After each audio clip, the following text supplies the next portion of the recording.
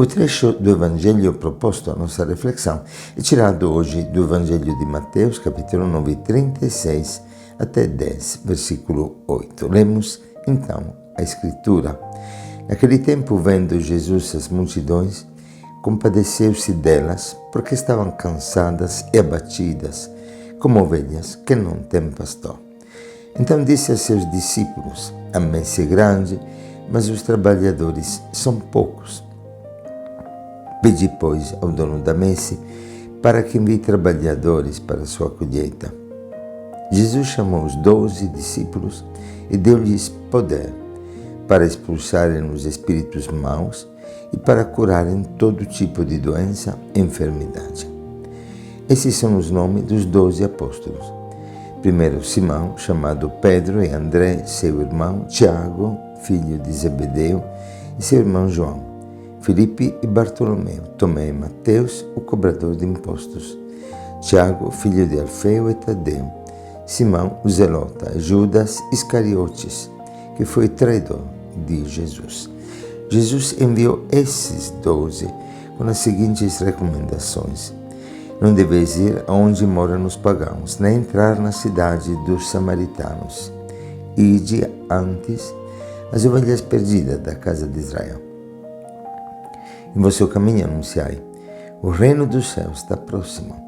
Curai os doentes, ressuscitai os mortos, purificai os leprosos, expulsai os demônios.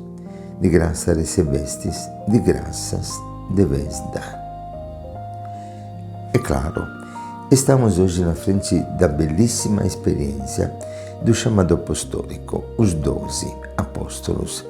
São citados os nomes de cada um deles. E sabemos que apóstolos significa exatamente enviados, como lemos no versículo 5. Jesus enviou esses 12 com as seguintes recomendações. E eles são chamados pelo nome, o nome.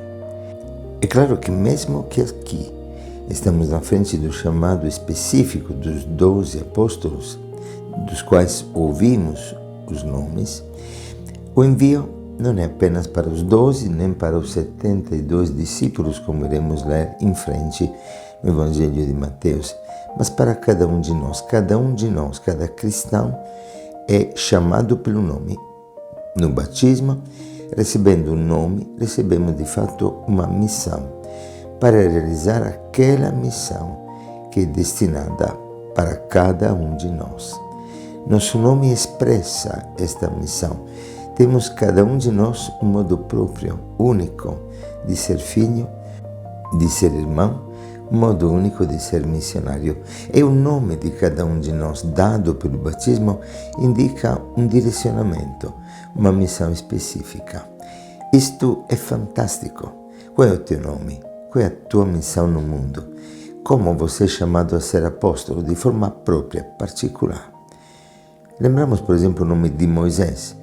O nome de Moisés significa salvado das águas, mas ele, salvado das águas, resgatado das águas, é aquele que também será chamado a salvar o povo, passando através das águas do Mar Vermelho para a terra prometida.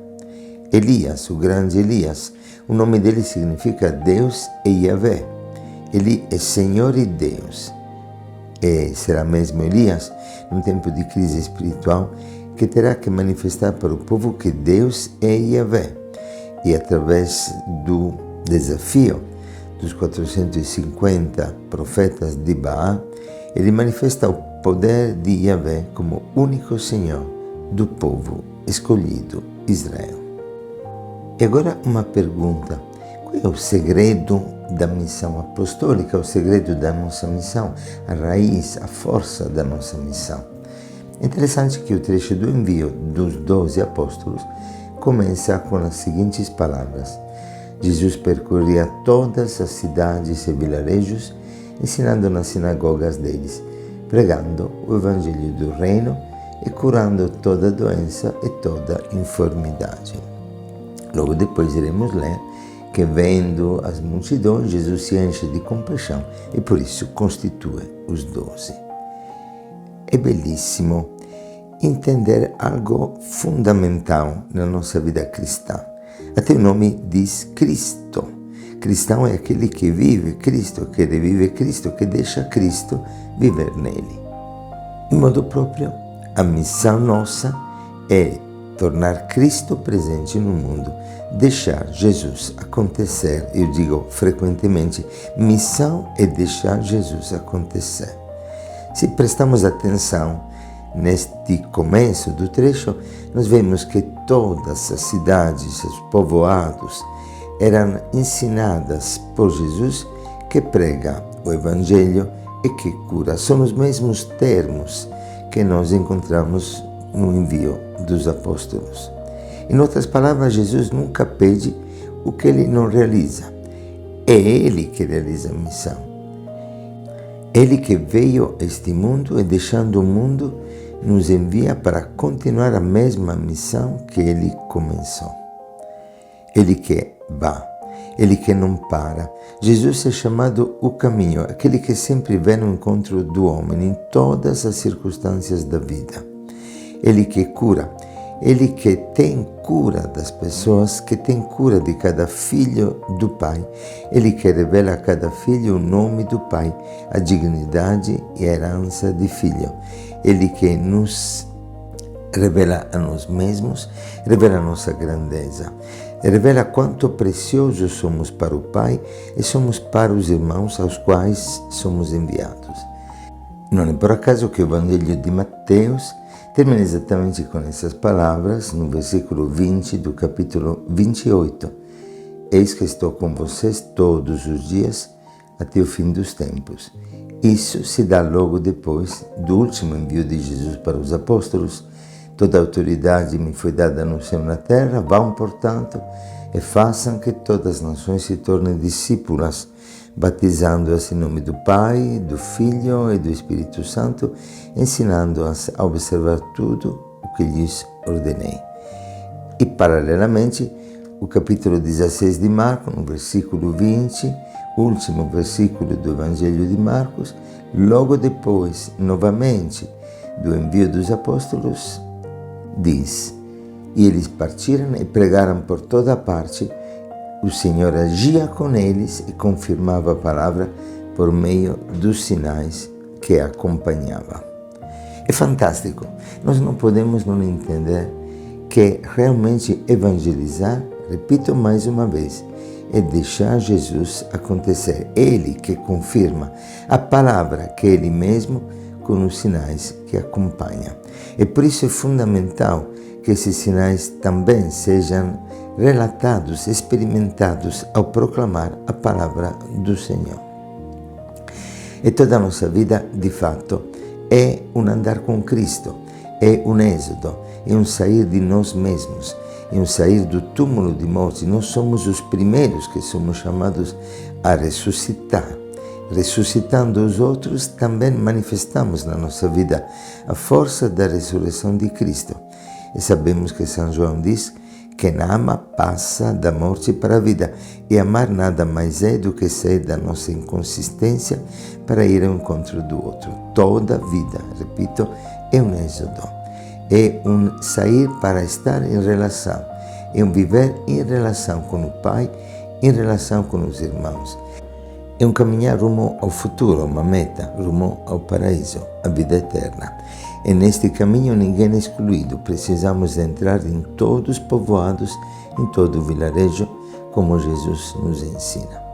E agora nós não podemos não sublinhar alguns verbos, esses verbos que caracterizam a missão apostólica. Jesus viu. Precisamos ver, entender o sofrimento do mundo, o drama que a nossa humanidade vive, o desespero que os nossos irmãos têm, e cada um de nós tem uma sede insaciável da presença do Pai, uma necessidade imensa de mergulhar neste oceano, de sermos batizados literalmente na vida trinitária, no amor do Pai que nos chamou à vida, do Filho que nos salva, do Espírito Santo que nos santifica. E somos chamados a sentir compaixão desta humanidade, vendo o sofrimento, escutando o gemido do Espírito que espera a revelação dos filhos de Deus. nós também somos chamados a trazer nas nossas entranhas, pois sentir compaixão em grego significa trazer nas entranhas maternas os nossos irmãos. A missão não é uma imposição, não é uma manifestação de um poder autoritário, mas de um poder misericordioso, de uma maternidade, de um amor paterno de Deus. É assim que São Paulo nos diz, no capítulo 5 da segunda carta aos Coríntios, versículo 14, pois o amor de Cristo nos impulsiona quando consideramos que um só morreu por todos e assim todos morrerão. E ele morreu por todos para que aqueles que vivem não vivam mais para si mesmos, mas para aquele que por eles morreu e ressuscitou. E Paulo frequentemente nas suas cartas, em particular em Tessalonicenses, fala como de um parto, fala de uma maternidade, de uma paternidade que o deixa totalmente e continuamente inquieto. É a dor, de fato o preço para salvar as almas, uma dor que não exclui ninguém, porque Jesus se identifica com o último dos últimos. É nele que Jesus se manifesta, naquele que tem fome, que tem sede, no doente, no preso, naquele que perdeu o sentido da vida. Precisamos então, diríamos assim, emprestar o nosso útero para o Pai. O Pai que nos dá entranhas de misericórdia, um útero de compaixão para poder continuar a gerar filhos, para poder devolver ao homem a sua dignidade. É belíssimo quanto dizia Padre Pio, para as almas que lhe eram confiadas. E de vez em quando chegava uma alma e ele dizia: filho, você não sabe quanto você me custou. Orava pela conversão, sofria pela conversão dos pecadores, que depois gerava pela força da palavra que anunciava e da misericórdia que administrava no sacramento da reconciliação. Se nesta experiência todos nós ficamos como ovelhas sem pastor, e faltam pastores, de uma vida sem sentido, que a maioria dos homens percorre hoje no mundo, uma vida sem direção, um povo que morre de sede e fome de Deus, um povo sem alimento verdadeiro e sem verdadeiros pastores, como o mundo hoje carece de verdadeiros pastores, como lemos em Ezequiel 34. Por isso, no mesmo trecho de Ezequiel, lemos que o próprio Senhor se torna pastor do seu povo. Deixamos viver Jesus em nós. A messe é grande, os trabalhadores são poucos. É belíssimo porque Jesus não diz de trabalhar mais, mas de orar mais, pedir, pois, trabalhadores para a messe. É a oração que gera as vocações. Precisamos, neste tempo, entender que se temos poucos pastores e poucos bons pastores, é porque deixamos de lado a vida de oração e oramos pouco pelos nossos pastores, pelas vocações e pela igreja. Não há uma igreja em crise, há um povo cristão que vive uma crise de vida espiritual, uma crise de vida de oração. Interessante que numa pequeníssima cidade da Itália, Monferrato, um grupo de mães começou a orar toda terça-feira com uma hora de adoração eucarística pelas vocações. E nestas cidadezinhas com poucos milhares de moradores, 323 homens e mulheres se consagraram para o Senhor. E da mesma forma, tudo aquilo que o Evangelho nos convida a manifestar, o ir, o anunciar, o curar, o ressuscitar, o purificar os leprosos, o expulsar os demônios, o dar de graça, tudo isso só é fruto de uma intensa vida de oração. E não é por acaso, terminando esta nossa reflexão, que um dos maiores pregadores da nossa geração, Fulton Sheen, um arcebispo americano que tinha um poder extremo na palavra, uma capacidade enorme pela rádio, pela televisão de evangelizar o seu povo, revelou que o segredo da sua vida espiritual e do seu apostolado estava numa hora de adoração que fazia todos os dias desde que escutou a história de uma pequenina Marte chinesa, a Lia, que morreu com 11 anos para resgatar a Eucaristia que tinha sido profanada numa igreja da China.